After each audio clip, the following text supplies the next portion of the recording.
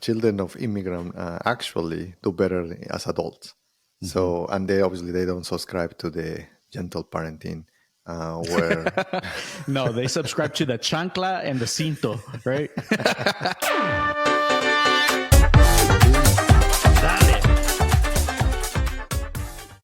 yeah, that's a great segue for our next area, which is the wealth and mindset. So this week, Katie, my wife, she was very interested in this book that she's reading. It's called Bad Therapy. Have you heard about it? Bad therapy. Bad Therapy, yes.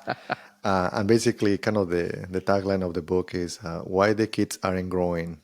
And the author is Abigail Shrier. I have no idea how to pronounce her last name, but Mm-hmm. because we are bouncing, we have two kids. They are kind of in almost getting to teenager years. Our kids right now is like they are more anxious, more obese, more addictive, and more depressed. Right? And that's the reason why we are kind of doing our own as parents. Kind of what is there, because sometimes you are second guessing, right? It's like, am I doing it right? Mm-hmm. Right? It's like, am I actually being a good parent, right? So no wonder why we are doing some of these researches to try to figure out. And this concept of gentle parenting, and you see them around, but it never clicked with me and my wife. We are not gentle parents, and I explain you what is that, right? And that term is basically when you see a parent that, oh no, I cannot put them in timeout, or I'm not gonna tell them no ever. It's like, again, sounds maybe too obvious for us, but there's a lot of folks doing that, right? And the research says that it's not working. And again, this book goes through just telling what is going on, and basically it gets to a point where the kids see that their parents are miserable. The kids are literally seeing, like, maybe I don't want kids neither. That's too When much I grow trouble. up, because the parents, they can see that they are having two faces where they are telling the kid, yeah, everything is awesome, and it's not, right? Like they are Yeah. still angry and they're still frustrated and they cannot get across the kids, and the kids kind of understand that maybe there's something going on.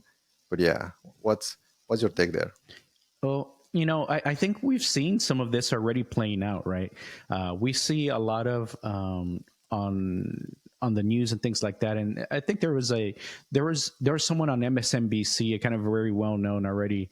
Um, you know, he's got hundreds of millions of dollars already, and he's speaking out. He's like, look, there's a lot of this current generation right now, Gen Z. They're like, they don't see a way to get to the point where their parents are.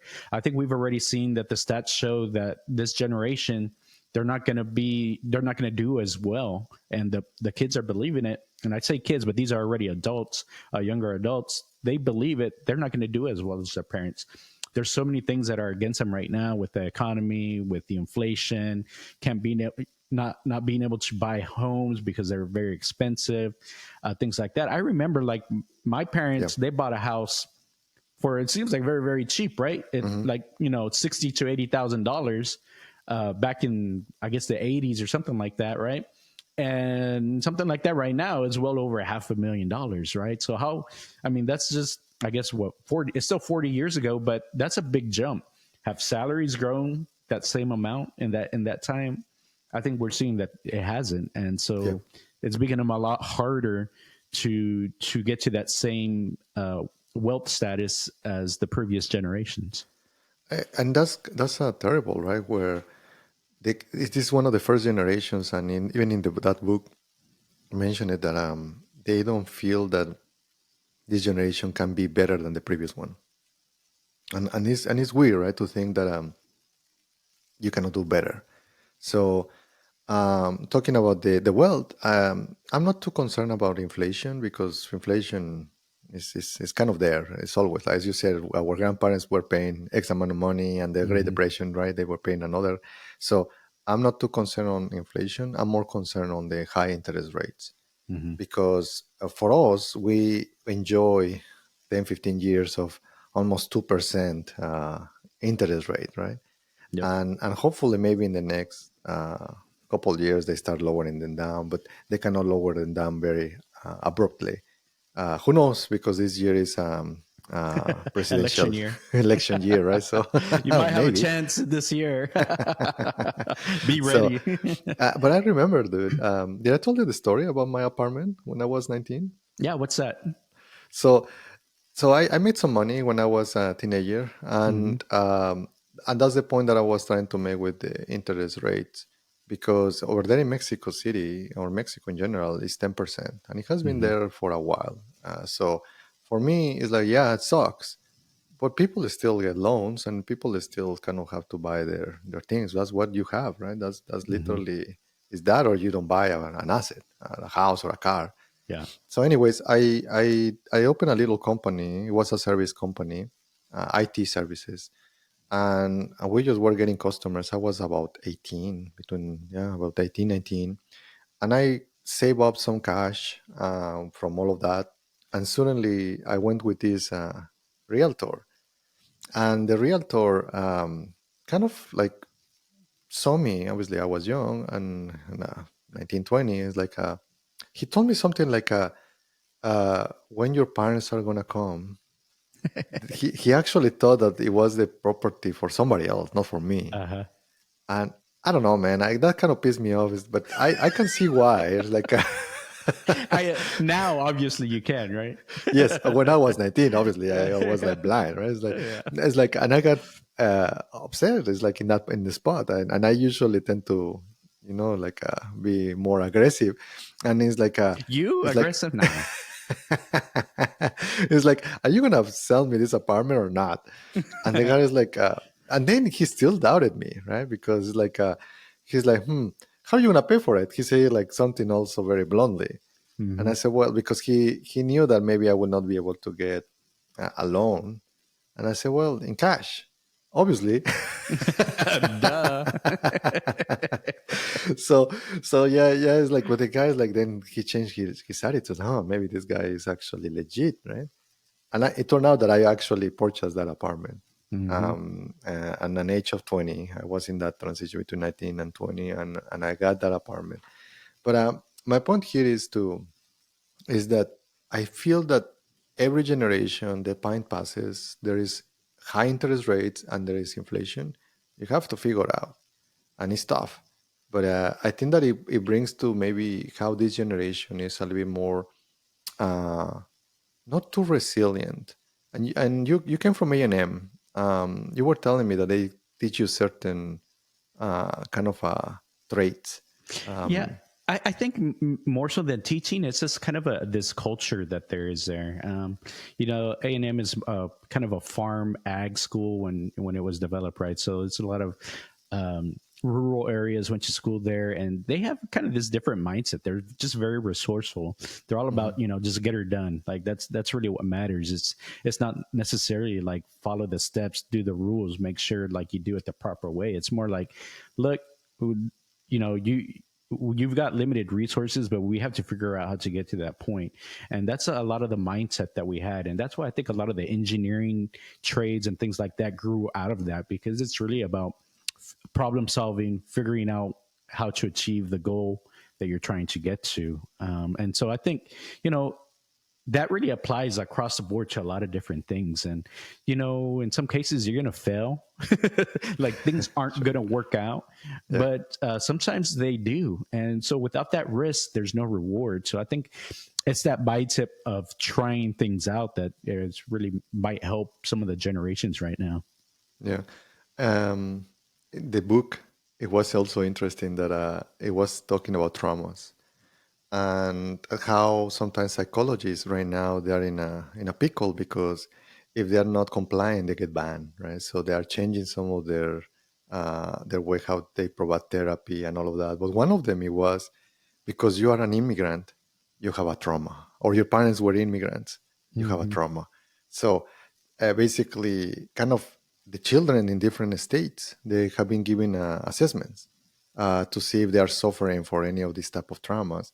But they are implying, because you are an immigrant, you automatically they understand, well, you probably have a trauma already. you check that box pretty quick. Typically, you have to do more with less, right? So I mean, it's pretty extraordinary when you see immigrants or children of immigrants. Typically, if they make it to college and things like that, I mean, that's a very, very remarkable thing, just because typically they don't have as many opportunities, as many resources. And so that really shows a lot about the grit, the character, and things like that about the kids. So I think there's some truth to that. But a lot of wealthy people, though, actually, they are from immigrant parents. So Mm-hmm. that's what it shows, that children of immigrant actually do better as adults. Mm-hmm. So, and they obviously they don't subscribe to the gentle parenting, where No, they subscribe to the chancla and the cinto, right? or the spatula, The spatula. like my mother-in-law. So, I think that as a parent, it's always tough. You don't know what because literally you are experimenting with your kids, right? Like you don't know, you've never been a parent. Right. But ultimately, if you love them, it'll show up, right? Like your kids will still talk to you, right? So I think that is just if you do care for them and love them and they understand that, you'll do fine. But yeah, do your own research, right? It's just our own impression, but um, I don't subscribe to gentle parenting. I don't think that Mm-hmm. works. So, what do you think? What's your outlook? Is there hope for this generation? You know, that's an interesting one. I remember talking about, I met Jamie Dimon in 2018, and that was one of the questions that I asked about millennials.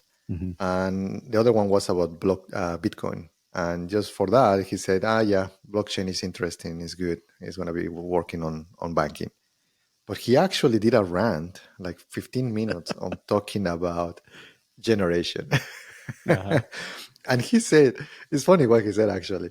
He said his generation, it was the 70s. Mm-hmm. And he said that they were told that they were the pothead generation, The hippies, the peace, hippies. peace, dude. Yeah, so he said, well, and now look at us. We actually are running the planet. We are running the world. So Yeah. he was not too negative about the generations. So I think that I subscribe to that. I think that we see the older generation or the new generations thinking, well, the boomers didn't do it right. The millennials or the Gen Zers or the alphas like are Mm-hmm. all depressed, right? I do see hope. Yeah, Yeah. maybe it's my own background as an entrepreneur that I try to be more positive. Yeah. But I think that they need help, and that's one of the reasons why we are doing this pod. Exactly right. So, just in case you don't remember, like and subscribe to the content, share with your friends. That's why we're doing this, is to help the generation. Hmm.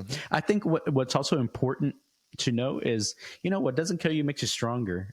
There's this thought of hormesis, right? Hakuna Matata. Hakuna Matata. Like, it's, without that struggle, without the difficulty, you're not going to get the best outcome. So anything that's worthwhile is going to be difficult to do. All right. Well, you know what?